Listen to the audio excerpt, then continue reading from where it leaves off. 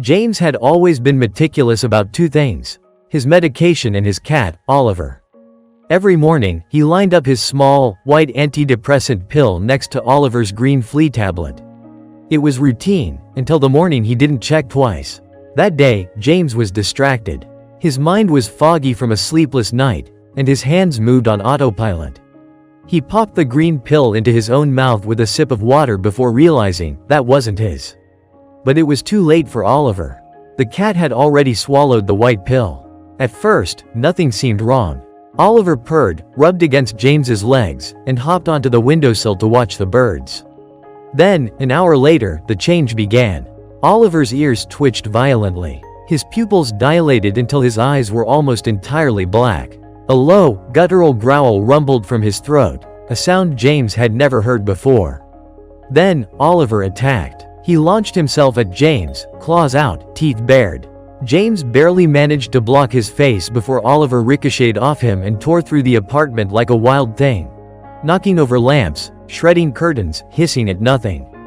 James tried to grab him, but Oliver was too fast, too strong.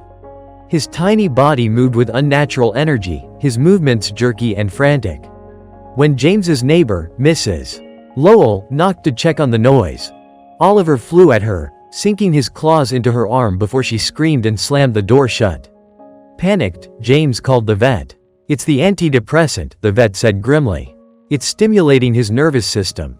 He's not in control. You have to restrain him before he hurts himself, or someone else." But how? Oliver was now a whirlwind of claws and fury, darting under furniture, leaping at anyone who moved. James's hands were already bleeding from failed attempts to grab him. Then, Oliver locked eyes with him. For a split second, the cat hesitated, his body trembling, his breath ragged. James saw something in those wild eyes: fear. Oliver wasn't himself. The pill was still surging through him, twisting his instincts into something unrecognizable. James made a decision. He grabbed a thick blanket and, with a desperate lunge, trapped Oliver beneath it.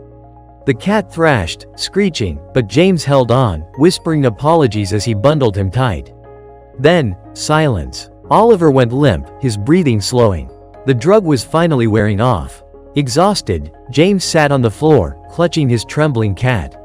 He had made a mistake, one that could have ended much worse. From that day on, he never left the pills unmarked again. And Oliver? He never looked at a white pill the same way.